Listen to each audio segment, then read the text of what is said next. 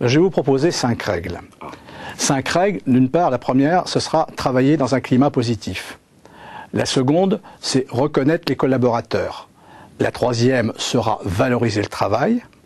La quatrième, assurer la formation de ses collaborateurs.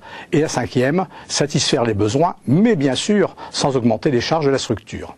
Alors, pas être simple. Commençons par la première règle. La première règle, le climat positif. Dans un climat positif, il faut savoir qu'il y a une règle de base, c'est la règle de réciprocité. C'est-à-dire que si je fais un cadeau à quelqu'un, l'autre personne va chercher à me faire un cadeau. En revanche, si je ne joue pas les règles, l'autre personne de son côté ne jouera pas les règles et le climat sera négatif.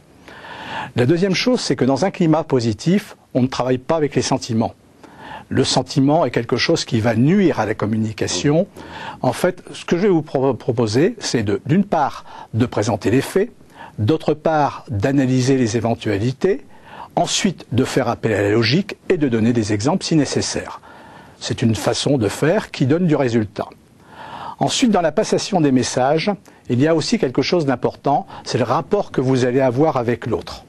Le rapport va être donné avec le vous ou le tu.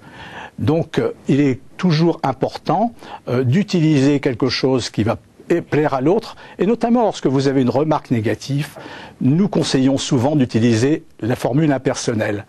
Par exemple, on ne dit pas « tu as fait mal ton travail », on dit « le travail a été mal fait ».